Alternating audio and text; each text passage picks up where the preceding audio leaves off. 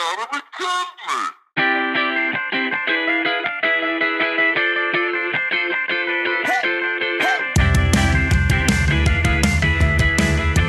I had written down 51 because I thought we had recorded 50 because I had notes from 50, but I had written notes before. We never got to do it, blah, blah, blah. Anyway, today is Tuesday, August 31st, last day in August. Today we talk about sports, science, Twitter trends, hot topics, and maybe talk about some new music. There was a album that dropped. Yeah, somebody, he's an up-and-coming artist, not anybody big, but, Something chill. Something light.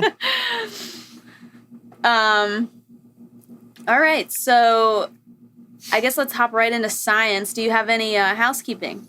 Anything happened to you this week? I feel like we've had uninteresting weeks. I have some news though. Is it good or bad or in between? Good. Like podcast stuff or off the air stuff? The people can know. Well, I mean, I haven't done anything interesting this week, so what's up? I'm getting a new car tomorrow. Ah, nice. And I didn't even tell you yet. Off the air, Mazda? I didn't even tell you. The Mazda? Yep. Mazda CX-5, Carbon Edition, red leather. Yeah. Highest end. I've not the highest end Mazda is like the Grand Touring. Yeah, but whatever. We can just say that. It makes it sound better. I don't lie to the people about who I am. I'm not bigger than I am. But yeah, so I'm getting a new car. I booked a train my phone just decides to blow up with things when I record the podcast. Also, actually give me one. I'm going to turn off the air conditioning because that's going to be in this video if I don't. You got to be kidding me. Oh, man. Hold on. The show goes on. I'm out of the video, but I'm still talking. Yes, and today's weather, we're looking at a slight chance of rain. And Okay. Yeah, thank you. That would have been very aggravating, the mix. Yeah, I forgot that because I was so hot when I came in. We've given our hot take on summer, and it was so hot in my apartment when I walked in. I was like, oh, I had to turn on the air for a while. Well, before you move on, the worst part of summer now is late August and September. Mm-hmm. It's so weird. Like, it used to be like August was the worst. Now it's late August into September, especially in California. September is like the hottest month. It's weird. Yeah. Well, for us, it's August. Yeah. Everyone hates August. Even people that like summer hate August. It's like, all right, come on, guys. Like, it's been fun. Like, summer is kind of just like August is like let's get it over with now. We're just always hot and sweaty, walking around. No one's comfortable. August is like February of winter. Yeah, you're kind of like, okay, we're done. Like, this is cool. We had our change of seasons, and everyone did their holiday stuff. Now it's time to let's move on now. Well, we do have Labor Day coming up, so that's one last hurrah. Which we can talk about that later if you have plans. I don't know, but what was it? Oh yeah, so I am going to pick up my car tomorrow. I'm back.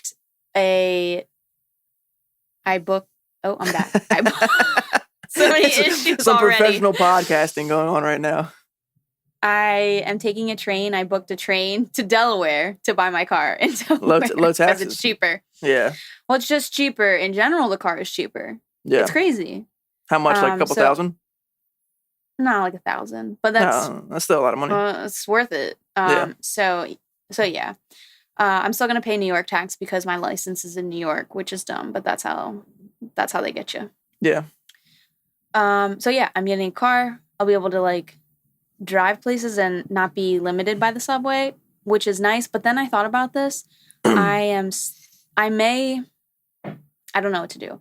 I'm still paying for the monthly Metro card, and now I have a car payment, but that's only going to be for 2 months, so it won't be terrible. How is the parking situation? Are you going to be able to park, or are you still going to take the subway once in a while, or? These are all the issues now. I've created more problems for myself, essentially. I'm like, oh, I'm so you're excited. Gonna be paying now more money, yeah. I'm going to be paying a lot more money a month. Yeah. And so all the money I spend right now on going out to nice dinners, that's all going to go towards a car payment now. Until I move and start my new job. But I didn't think about this for 2 months. I'll be paying car and Metro because I'm not going to drive to work. It's only 5 stops on the subway. I'm not going to be able to find parking. Yeah, it'd be a my hassle. Work. Yes, not pointless. That's not worth it to me. Nope. So now I have to figure that out. Don't know where to park. Might park up in another neighborhood that has more parking. So yeah, essentially it's good news, but also more hassles. Yeah, with more money, more responsibilities, man. Mo money, mo problems, right? That's what they say. Famously quoted. All right, let's get right into science. You said you haven't done anything interesting, so I really haven't. I really have not done anything interesting. Okay, so getting right into, speaking of hotness and summer, Madagascar is the first area that is experiencing famine from climate change. So it's on the brink of experiencing the first climate change famine, according to the United Nations, which says tens of thousands of people are already suffering catastrophic levels of hunger and food insecurity after 4 years without rain. 4 years? It hasn't rained in 4 years. Has not rained in 4 years? You guys thought you never saw rain. Wow. Turns out. And Madagascar is in... Where's it at again? Madagascar. Would it be in Northern Africa? Somewhere in Africa? I would assume, right? Yeah, but no, it's an island off the east coast of Africa. I couldn't remember where in Africa. I was like, I know somewhere around there. Yeah, so it is off the east coast.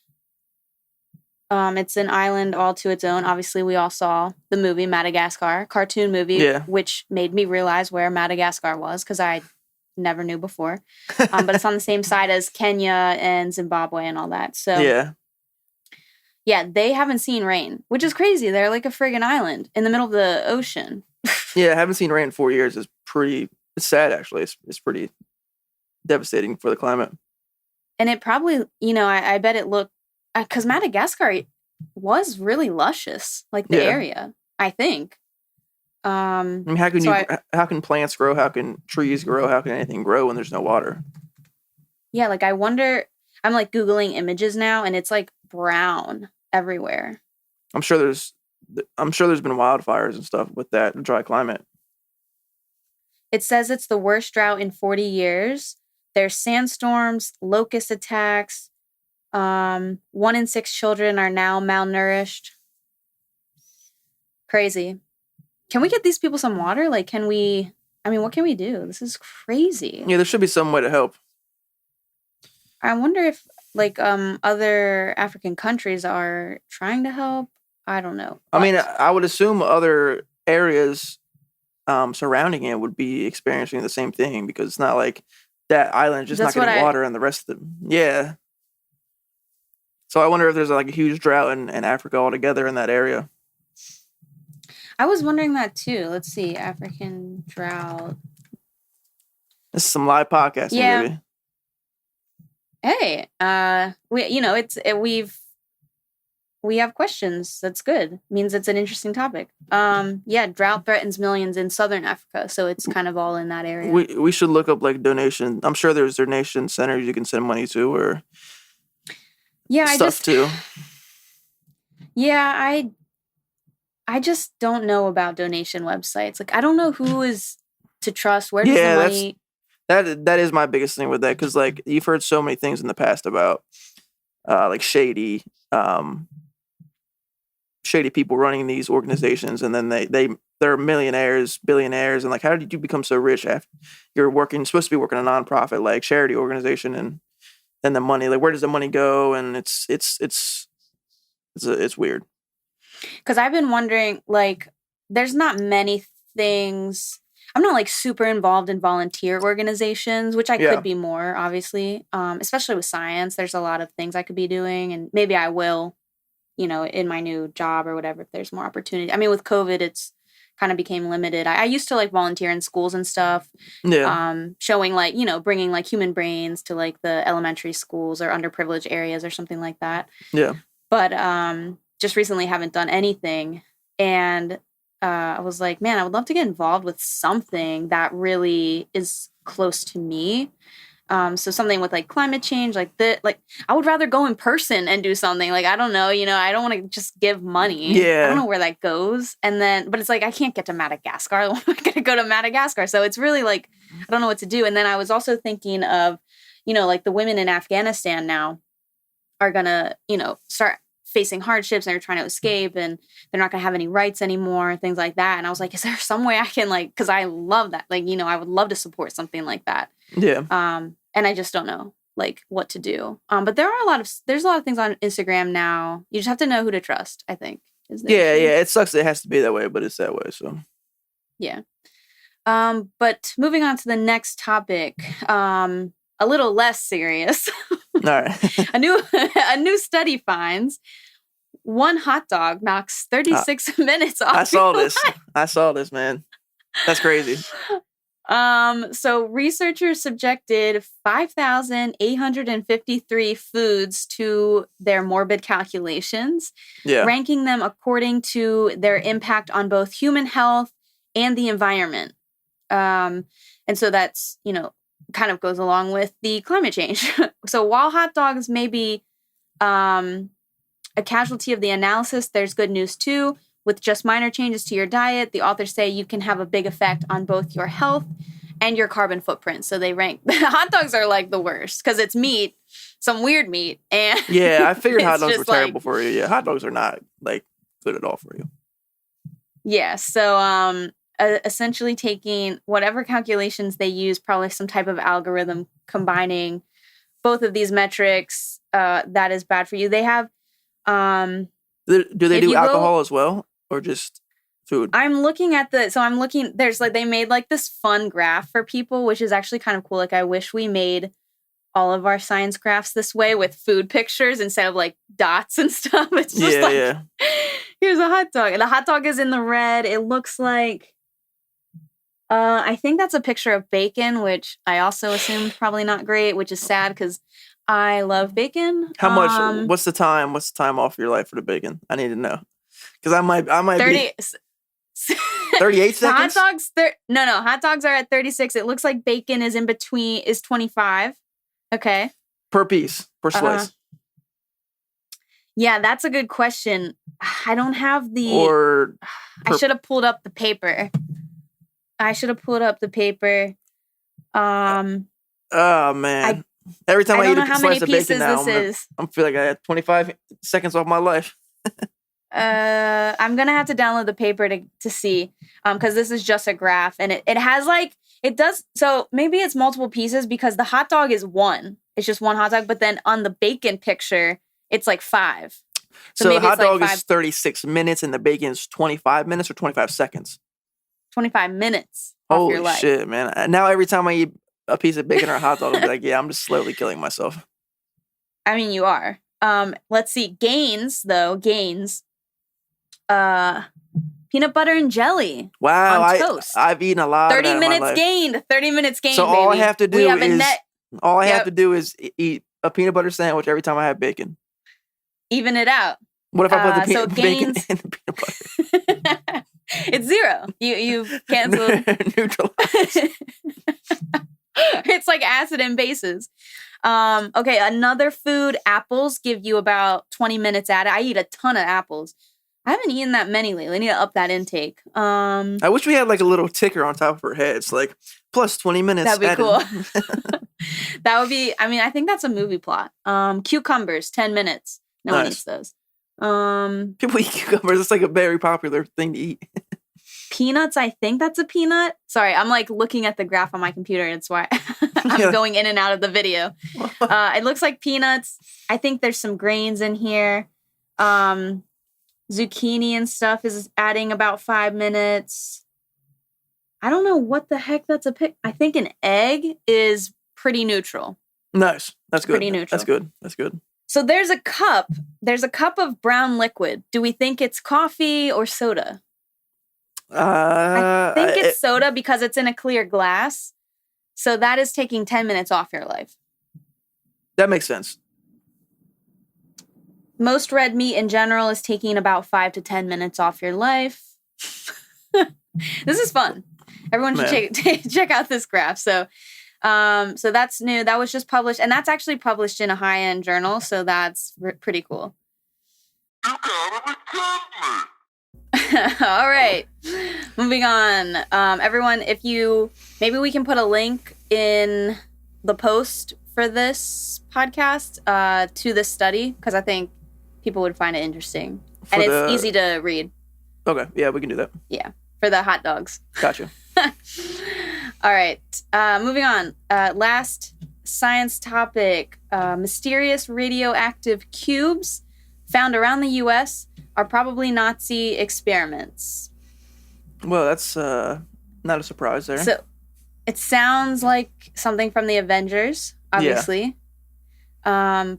But it's not. So if you guys remember your history from the early 1940s, Nazis in U.S. were locked in a race of nuclear technology. The U.S. had the Manhattan Project, which didn't work out very well. And the Nazis had what was called Werner Heisenberg. That's just what it's... I don't... Werner... Nah. Who named it?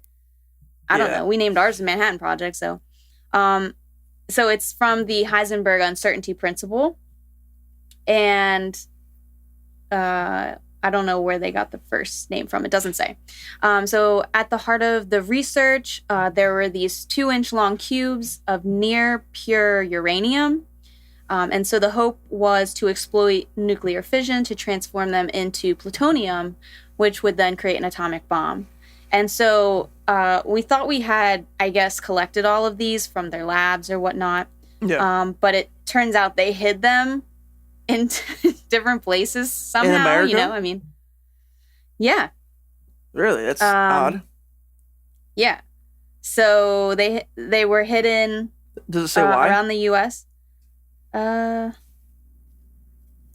Letters written between scientists. So the Allies confiscated many of the cubes after the war, but their fate after that is pretty murky. So around 600 were shipped to the U.S., but only 12 are known today. So they kind of just disappeared. With the rest being used in the U.S. nuclear project, sold to private collectors and research institutions. Shady business. Yeah. And research institutions, or simply lost to the mists of time. I kind of want to go on a treasure hunt and find these things. Where are they? Even for the cubes we do know of,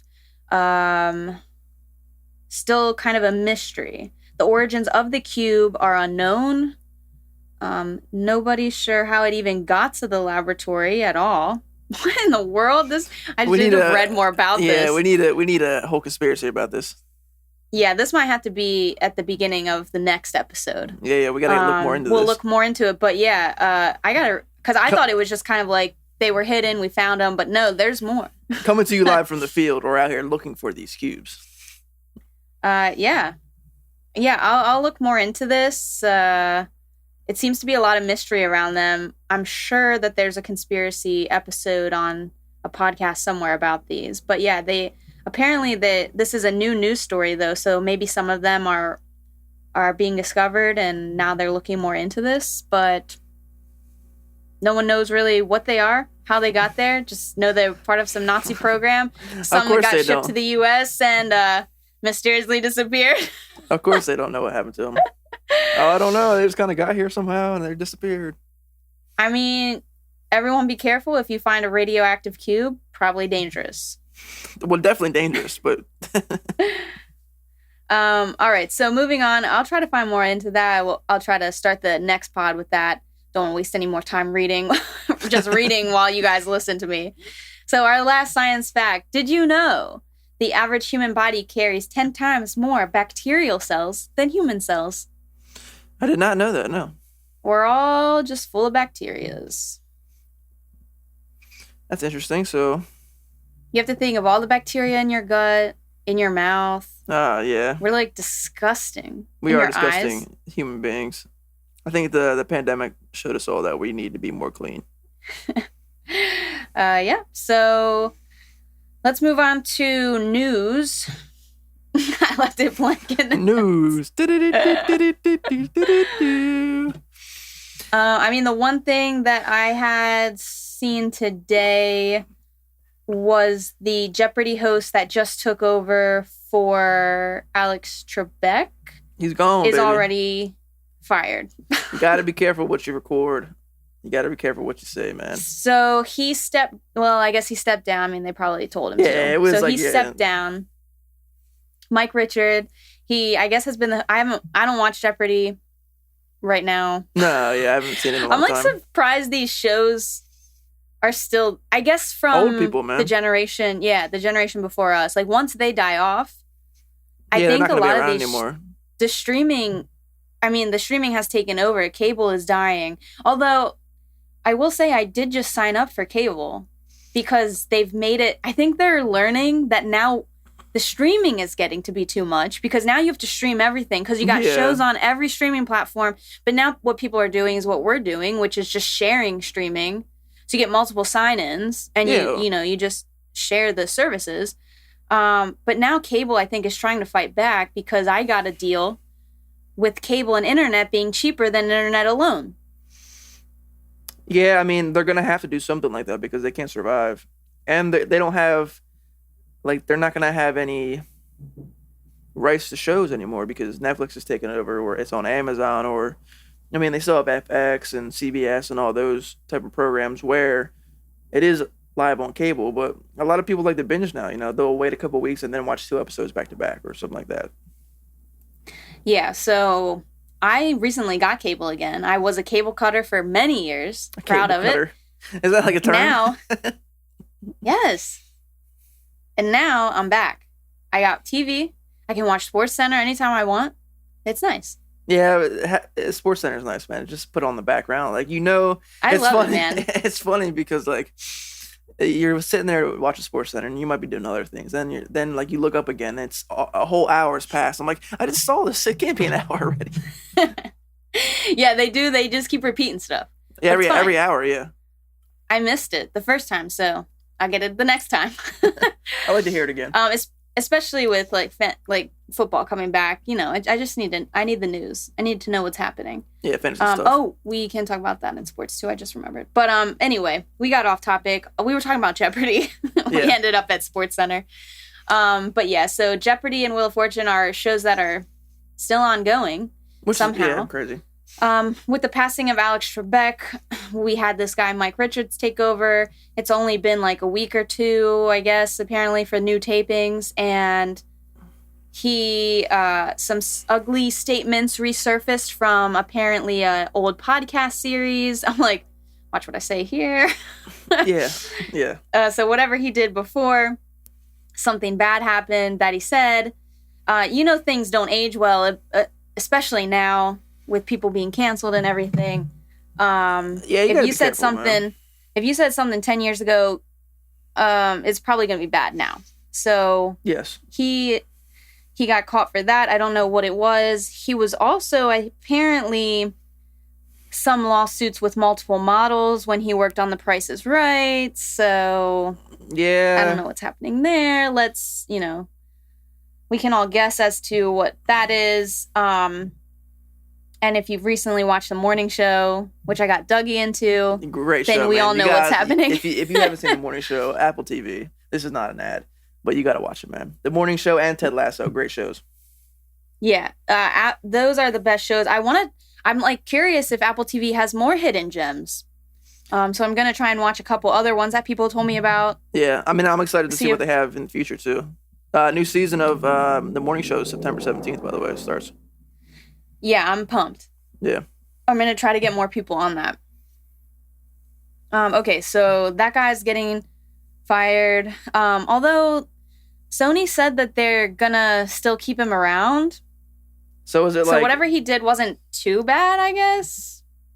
I don't know. I don't know. You just got to be careful what you say, man. Especially, like, be careful what you say and don't say fucked up shit. Like, don't be fucking homophobic or racist or it's not that hard, really. It really isn't. Like, I understand times were different back then, but it's and I get that to a certain extent.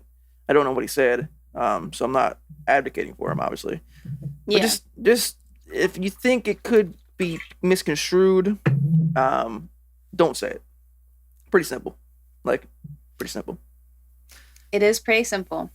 It was funny. All right. We didn't write this down. I just want to say this. I was who is the comedian? Damn, I forget his name, but it was a comedian, and someone was asking him like, does cancel culture and sensitivity, does it make comedy hard? Oh, where'd you go? Okay, you're still there. Does it make comedy hard? And he's like, not really, because if you need to be racist or homophobic or attacking a minority to be funny, you're not that funny to begin with. So he's like, if you lean on, that's a crutch. Like, so if you lean on that, then you're really not that funny. And he's like, it's not that hard to think of jokes that don't attack like a minority or a certain type of people in a bad way. He's like, it's not that hard, man. Like, it's just an excuse, which I thought was pretty cool.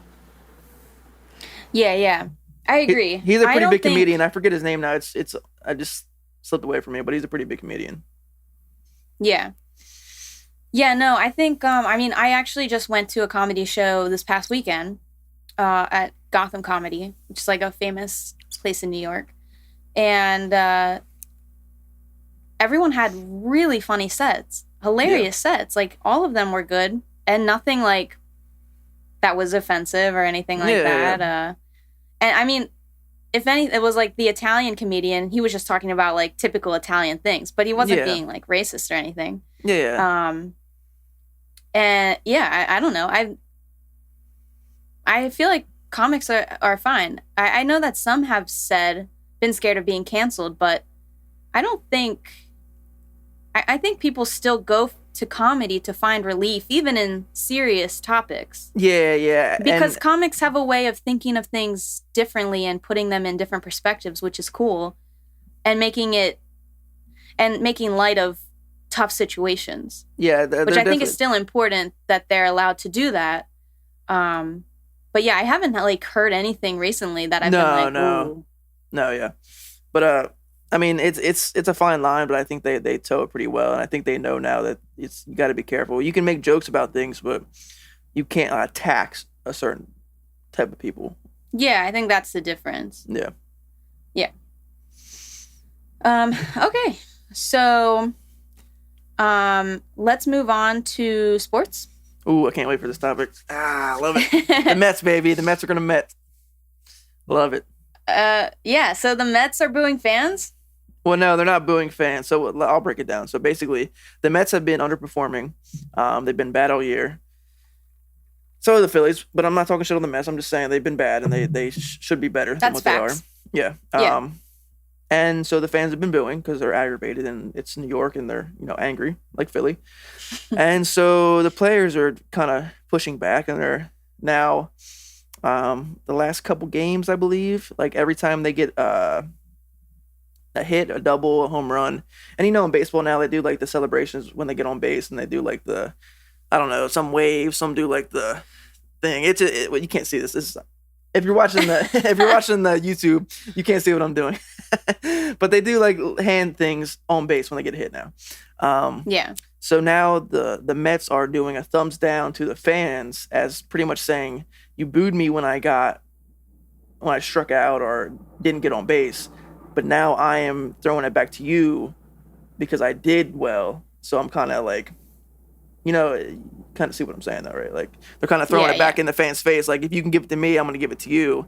And there was a whole outrage on Twitter about that. Like, there's people for the player side. There was a lot more people be like, nah, this is like booing's a part of sports, like blah, blah, blah, blah, blah. So how do you feel about it? I think that booing is a part of sports. Yeah, I do. I don't think you need, like we've talked about this before, you don't need to be spitting on players and like touching them in any way or whatever.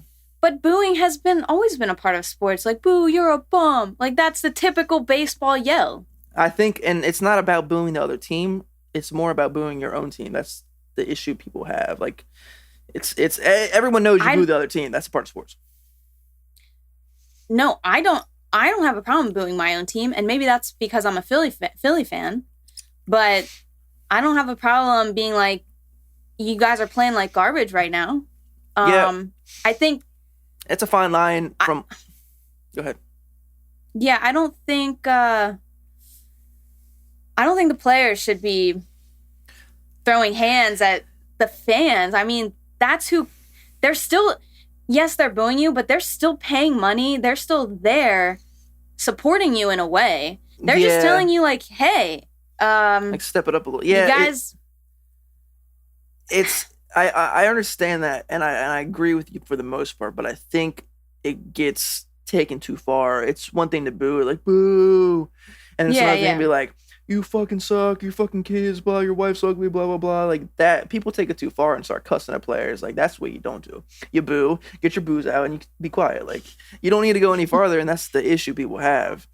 And I get that as you know, coming from athletes, but also, it's like, if like, I don't know, I because I understand the mental health of it. Like, I understand how the athletes would feel, but also I think it's over the top if you boo, like, and it's just because a player got out, or it's they do something that they don't normally do. So, like, say I'm a pitcher and I pitch well all the time, and then it's one time I don't pitch well, and you're booing me, then no, that's like, why? Like, I had one bad outing. But if I'm supposed to be good, and for half the year I've been bad, and then I keep continuously are not performing, and then I get booed, I understand that, because it's like, dude, we're frustrated. You're better than this. Like, why aren't you performing?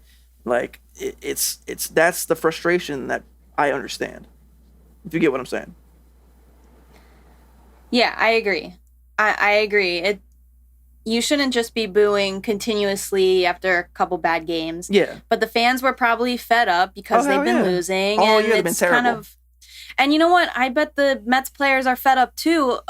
Themselves, they're mad. They're like happy. Doubly mad. Yeah. So they're like, we're getting it from them. We hate ourselves already. So now they're like, screw you guys. I mean, I understand it. I get it a little bit. I think it would work if it's more playful. Like, I remember when Sixers, the Sixers fans were booing Joel Embiid, or the Sixers in general, and then Embiid and the team had like 3 good games in a row, and Embiid was like shushing the crowd, but in like a playful manner, like he was smiling, like, hey, like, if you can boo me, I'm gonna tell you to shut up, like, blah blah blah. But it wasn't taken like, oh, like, I hate you guys, like, shut the fuck up. It was like, oh, I get you, like, but now, like, I'm gonna throw it back to you in a respectful manner. But the way they're doing it is kind of like, and I think the biggest thing was after the game they talked about it, and they were like, oh, well, if they can boo us, we can boo them, pretty much. And it was kind of like, it came off as like it just came off. It didn't come off good. You sound like a child almost. Yeah, that's what I was thinking. Just like immature, not able to handle the pressure. Which I know they have a lot of pressure, but I don't know, man. You can't. In my mind, you can't boo your fans that are still there paying to see you, even though they're yelling at you. Yeah, like I said, it's weird. I think there's a fine line. I think booing is okay in some circumstances, and the players should understand that. I mean, when you play in a big market, it's going to happen. Philly, New York, those markets, people, you're going to get booed, and it's, at the end of the day, it is all love for most fans. And I understand some fans will attack you, and that's not right. And fans think they're entitled to stuff they aren't. But you doing that to the fans doesn't help it also. Yeah. Yeah, it just exacerbates the situation. Yeah. Okay. Well, I would like to see actually how people are arguing this. I might read up on Twitter about it. Yeah, most people are all like saying what we're saying, and then some people are extreme, saying like, oh, we pay their salaries, which isn't. That's like, come on, like, I understand you're paying to go to the game, you pay for merchandise, but you're not really paying their salaries. Like, it's more than that. And some people are like, no, like, if you boo, you're a terrible person. That's not how you show fandom. And then I was talking to somebody, and we can end this soon because I know this is long-winded. But I was talking to somebody, and they were saying like, well, don't go to the games then. I promise you, someone else will buy the ticket. Like, like, you guys are being ridiculous. And I was like, serious question. How do I express frustration as a fan? If I don't go to the game with your logic, someone else will just fill in my seat. So that's not going to do anything. And if I can't boo, then how can I show frustration? Should I even have that right to show frustration? I wasn't being like facetious. I was really asking him. He never answered me.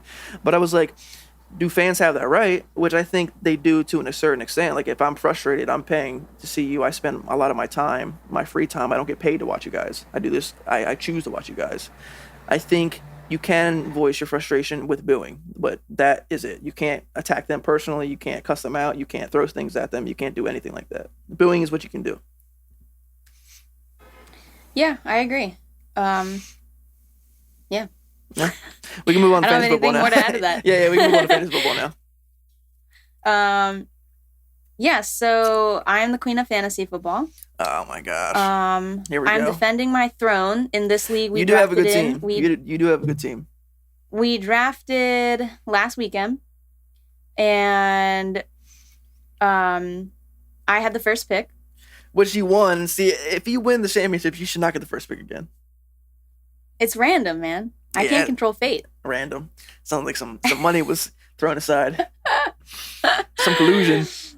No collusion. I got the first pick. I ended up going with McCaffrey. Yeah. He might end up falling apart, but it was a risk I was willing to take because I read several articles and he convinced me that he's 100% and he's super excited to play. Yeah, I think he'll be good. I think he's had his injuries. I don't think he'll have another one this year. And I also received enough backup running backs, like from having the first pick and being able to kind of go back and forth quickly. Yeah. I was able to pick up, I think, a lot of good running backs. I have some good wide receivers as well. I picked up Russell Wilson with DK Metcalf. Yeah. That's a good squad. Which I'm excited about. I got Adam Thielen himself again. So I'm excited about the team. Hopefully all the players stay healthy and I never have to go on waivers. Yeah, it's what's it called? Like anyone who hasn't drafted yet, I would say, and I'm not a fantasy expert, but I think just common knowledge, the receiver class is so deep, and it's been deep for a while. But this year, there's so many good receivers, and the running back class is very thin. I would try to draft running backs before you draft receivers, if that makes sense. Like if you have the first two picks, that's what I did. Take 2 running backs because you can get good receivers down the line. There's so many good, even in the 6th, 7th, 8th round, there's so many good receivers. But so many running backs now are by committee on these teams. So there's only like 5 or 6 running backs that you know are going to be like the bell cow, quote unquote, bell cow running backs. And so, I mean, instead of having to worry about committee, just do yourself a favor and get those running backs early. Then you can get the receivers down the line. Yeah, I mean, the other issue is, though, that there's so many receivers that you don't know where the ball is going. So you don't know who's going to... That's true. Maybe multiple ones will have multiple points, so it won't matter in the end. Like, everyone's going to be targeted enough. Yeah. And I think you can... It's easier to get points from receivers than it is from running backs, I guess. Well, PPR, yeah. Yes and no. You got to figure the running backs are going to have the ball more in their hands because it's a direct handoff or it's a dump off to the running back, and the receiver has to do more work for the ball technically. So I mean, that's what I'm saying. That's why running backs are more valuable than receivers in most fantasy leagues because there's not as many of them, and they can produce more points for you consistently. And now Tyreek Hill can go out and get 50 points, and the next week can score 10. But a running back's usually going to get you about 15 to 20 points. A good running back every game. So. Yeah, I mean, I heard another strategy of just not picking any running backs and just waiting on waivers. Yeah, I was told about this strategy the other day. And if you have like a late pick in the draft, it might behoove you to not pick any running backs. Just pick up as many receivers and tight ends as you can, and then just don't pick up any running backs. Though, like if you're gonna commit, you commit all the way. Yeah. And then because there's usually an injury or something where you can pick up a couple good running backs that will be okay to get the ball and things like that. Like you can always find a running back, I guess was the argument. See, but then I kind of agreed with that. And then when I started doing the draft, I realized, man, there's actually not that many running backs. That's what I'm saying. There's not enough running backs for that. I'm wondering if you could do it the opposite way. Just draft running backs. That was kind of my strategy. And then pick up receivers later. That was kind of my strategy. So I took who did I take first? Derrick Henry. Then I took Saquon in the second round, which I think is a really good draft pick in the second round because it's hit or miss. He's been injured, but if you get Saquon and he's fully healthy and he's normal, back to his normal self, I mean, in the second round, that's still. I got James Robinson from the Jaguars, and they killed me on you know how everyone has a review at the end of the draft. Most drafts have this, and they killed me because Travis Etienne from the Jaguars had just gotten hurt, and so like the ADP for him was like 65 because it was supposed to be a running back by committee, and it had it updated. So I picked him with my 4th pick. Because I know he's going to be the main back. It's not going to be a committee. He's going to get the ball a lot. So I figured, I might as well take that. Now I have 3 really good running backs. And I drafted Swift from Detroit, which is like my backup because running backs get hurt. So that was my strategy. So the opposite of what you said, I drafted like 5 running backs in the first 3 or 4 rounds. Or no, I drafted three running backs in the first 5 rounds. Nice. Yeah, I mean, in the next draft, I will be drafting more towards the middle, which I really hate, like 6th. It was hard. The middle's hard. So, I don't know. I'm just going to have to wait and see who falls to me from the initial first round. I think that's how you set it off. That first round is where it'll be based off that. Yeah, if it's a receiver that I really want, then I'll take. But if, I might take friggin' Patrick Mahomes in the first round. Yeah, especially in a super flex. It's not a bad idea. We have 3 QBs or whatever the heck it is? Is it 3? I thought it was 2. Oh, 2 QBs, and then you can take a backup, yeah. Which I didn't know last year, and everyone was like, did you tell Ryan it's super flex? And I'm like, what? That's not fucking... Oh, man, I was pissed. But yeah, I'm glad we did that draft first because this one's going to be a lot harder because they are... It's going to be really hard. Yeah, they're a 12-team league, too, so it's a lot different. I was thinking that, too. I was like, man, this league is so much easier, like... because they don't prepare as much. Yeah. And I'm like, at least I've prepared like a little, so I know like some sleeper. I picked up a sleeper that might be pretty decent. I'm excited to see. It was that Callaway guy. Yeah, from the Saints. Yeah. Marquez Callaway, yep. Deep sleeper. We'll see. Not bad. But like that, those types of guys are going to be gone. Like in the Jersey League. Yeah. They're going to be gone. Be like on. There's nobody on waivers either. Like the waiver wire is like 3rd string running backs. Dude, I hate this league. They're so good. But I'm gonna try. I'm gonna try again. So I'm gonna do a couple of I never do mock drafts, but I think I'm gonna do some mock drafts, like 12-man leagues. Because I just with like the 7th pick, I want to see where things line up, and I know they're very good at drafting, so they will probably stick to the board and not pick randomly like a kicker in the 5th round or like they're not gonna they're not gonna do anything crazy. They're gonna stick to smart drafting strategy. So what was what was somebody's strategy? It wasn't in the Jersey league. Take all quarterbacks, right? Yeah it was in the other league. What was that, last year or 2 years ago? 2 years ago. They took all quarterbacks. That was funny though. Yeah, it was fucked us. That was funny. Yeah, honestly. And I'm picking before you, I think, in the Jersey. Right, I might take Mahomes. Yeah. I might take Mahomes. You're just because he won't. I don't know. He went first last year. He was the first. I think Steve Sayer picked him first overall. Because he won't come back to me. He's not going to come back to me if I wait. I just drafting a quarterback in the first. I know. I don't know if we'll see who falls. I'll see who falls. Yeah, we'll see. That's the thing, though. Like, so I'm not going to get him, and then I'm going to be like, well, I'll get him on the way back, and then he's not. You never get him on You're the way going to take him right before me on the way. Yeah. Anyway, we need to move on. My computer is going to die. My phone's going to die any minute. So, so quick review of the greatest artist of all time. Well, not the greatest one. Also, wait, let's mention the Jake Paul Woodley. Did you watch that fight on Sunday night? Do we have to mention this? I didn't watch it, but I heard Jake Paul won again. I heard it was bullshit and the fight wasn't that good, and yeah, it went all 8 rounds. I don't care about that crap. All right. He's trying to be legit. I know, but we got more important things to talk about. We got one of the greatest artists of all time, freaking Jake Paul. All right, so Kanye dropped an album, Donda. First song, I was like, yeah, this sounds about right. I love it. I love it, man. I love it already. The first song, I was like waiting. I was like, Donda. I was like, and then it like moves on. I was like, all right. Yeah. So I'll give my. What is Donda? Do you know? I don't know. Donda was his mother. Oh. You didn't know that? This album is like pretty much about his mother and like him growing and finding himself in the gospel, and it's a gospel album, but it's like I know it's gospel. Well, I learned it.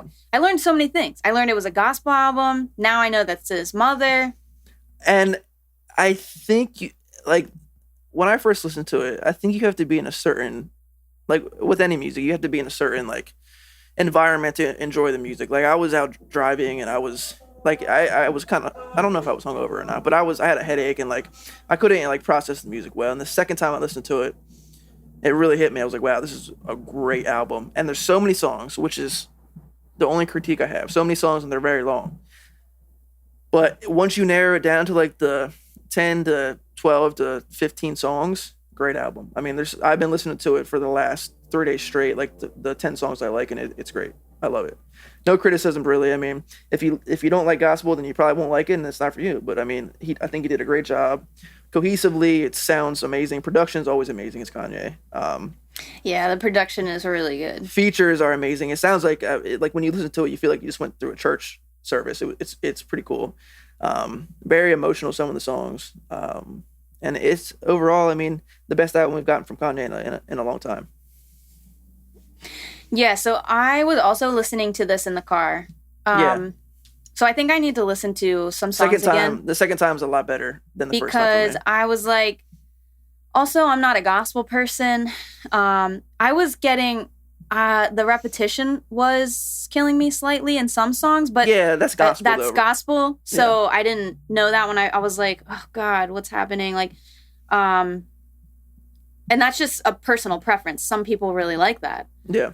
Because it's like the more you repeat things, the more powerful it becomes.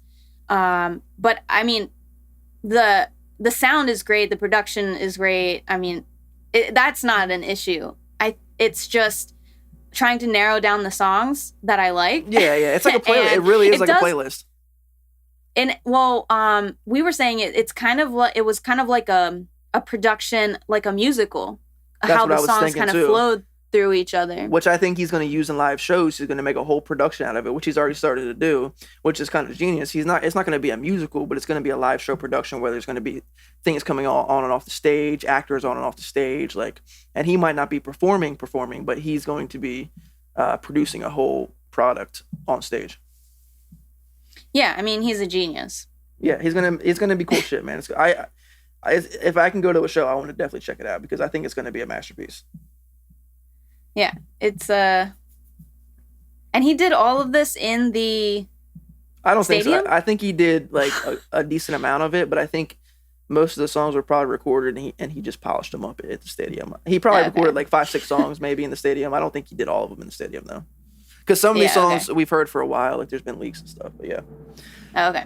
Nothing but good things, man. Like I said, these kind of albums, you gotta listen to them multiple times and really get all the production and the lyricism. So, man, nothing bad to say at all. Just some of the songs are a little long and it's a very long-winded project. But I mean, we're not used to that now. You know, everything's like 2 minutes. Like 10, exactly. Even if it's like 20 songs, it's only like 40-minute project because the songs are 2 minutes. But yeah, this Friday, man, we got new Drake.